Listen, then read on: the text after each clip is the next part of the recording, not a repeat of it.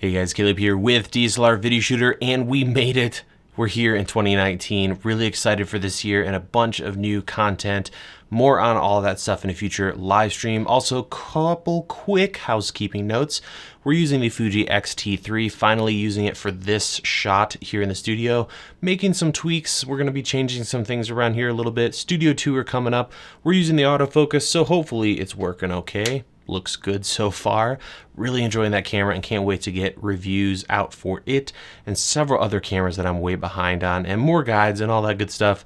But in today's video, we're going to be talking about things I would love to see happen when it comes to gear in 2019. Will all of these happen? I don't know, but these are kind of predictions slash just things I would really like to see. So let's jump in and talk about cameras, and the very first thing I'd like to see in 2019 is a better full frame 4K camera for video. We have some good options right now. The Sony a7 III, the Nikon Z6 recently. There's also the EOS R, but that doesn't really count because you can't get full frame 4K. So I'm really hoping we see something from either Sony, Panasonic, or really anybody that's going to offer another level, another generation upgrade, if you will, from what we see now. So I'm looking for higher data rates, just a more robust image and spec sheet, if you will. Maybe we'll see that with the Panasonic S1 or the Sony a7S III. So we're just gonna have to wait and see, but I'm really hoping that happens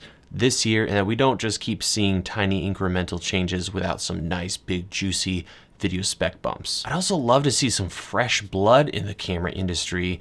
You know, Kinfinity is doing some pretty interesting things, but I'd love to see someone else enter this space and offer something new. I feel like there's kind of a gap in between that $3,000 to $8,000/$10,000 when it comes to cinema cameras. So it might be pretty interesting to see if someone else enters the game. I don't think they will necessarily, but I'd love to see that. The next thing I'd love to see here in 2019 is more slash improved optics from China. Traditionally, you would look to Japan or Germany for really solid optics, as well as some other countries. But China recently has been doing some pretty interesting things, and I'm looking forward to seeing what else happens. So we've seen some stuff already from Rokinon, which is a Chinese company, but we're getting some pretty cool stuff from companies like Viltrox, SLR Magic, who's been around for a while, but just recently has started to kind of up their game with their new MicroPrimes. And there's some other companies I'm looking forward to seeing more from. I've got a list here because there's many. Mitakon, which is also ZY Optics, Newer, 7 Artisans, Kamlan, Nisi, which is going to be really interesting to see what their new primes look like. They have really high-end, high-quality cinema primes. That's also a Chinese company. So we're seeing more optics from China. Hopefully that kind of gets to the level where it starts to compete really nicely, and we'll see some really high quality, budget friendly cinema lens options from these companies. Speaking of China, I would also love to see some improved lighting from that country. We've seen obviously companies like Aputure come out and really produce some amazing fixtures for us video and film people. And there are tons of little companies that have grown a lot last year and produced some pretty awesome lights, including Falcon and Menik, both of which I talked about in 2018. They had some really interesting new offerings. So it'd be amazing to see like 5 companies that are producing quality products like Aputure does. So that's gonna be something to keep an eye on. And I think we might see some pretty interesting stuff in 2019. I'm sure we'll also see even more refinement when it comes to kind of the low or budget and RGB fixtures that are available. Very interesting stuff to keep an eye on. Moving on to monitoring. I hope we see more innovation and continued stuff that is awesome from companies like Atomos, SmallHD. Both are producing some pretty killer products right now, but we're also starting to see, again, there's a theme here, people. China has been making some pretty awesome stuff. Companies like Feelworld, Lilliput, especially Feelworld, has really started to produce some pretty interesting stuff. I would also keep an eye out for their new high output. I think it's like 1,000 or 2,000 nit brightness monitors. Gonna be pretty awesome, so stay tuned for that stuff. Another company I'd keep an eye on is CineMartin. They've produced some pretty innovative stuff. In the audio department, I'm just gonna say keep an eye on Deity. I'm not sponsored by them. I know I love on them a lot, and I'm really Really excited to see how a company like theirs is, first of all, very new, but also doing a lot of innovation in audio. You know, audio doesn't really change that much. If you look at the history of gear, you know, cameras and everything just goes crazy fast, but that hasn't seen a lot of action. But this company, Deity, has been doing some really dope stuff. I'm really gonna keep an eye on them and looking forward to see what they come up with. Before we get to the number one thing I'd like to see in 2019, we've got two more categories, and the next one is going to be motorized motion control gear.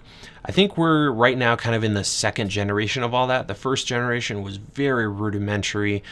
Now we're doing a lot better. Second generation, we've got stuff that we can control with our phones.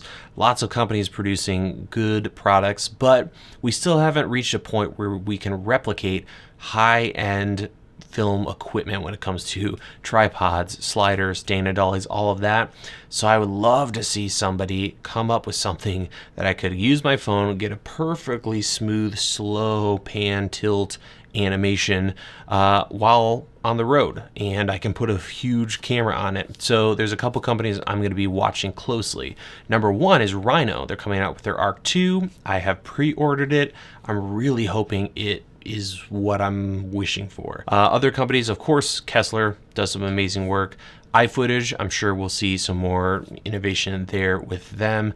And then there's other companies that kind of are in that space like Syrup, Edelkrone, and others. So something to watch out for. Hopefully we'll see some super good stuff this year. Second to last thing, I would love to see some more innovation in light modifiers. We have lots of tools available to us, giant silks, book light kits, all kinds of things, but I'm really hoping to see something fresh and new, some way to lighten everything, make it easier to travel with, smaller, compact, easy to set up. It would be great to see something new there. I don't have any solutions, but hoping to see something fresh in 2019 when it comes to light modifiers. And that brings us to the last thing. The number one thing I would love to see in 2019 is electronic ND adapters or solutions of some kind. So for those who don't know, Aputure came out with a really affordable adapter that lets you use electronic ND, but it's a little bulky, wasn't, you know, quite fine-tuned enough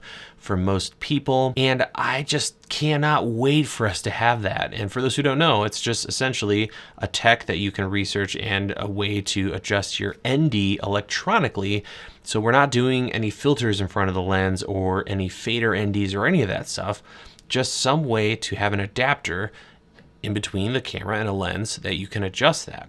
Another solution that would be even better is to have that built into the camera somehow.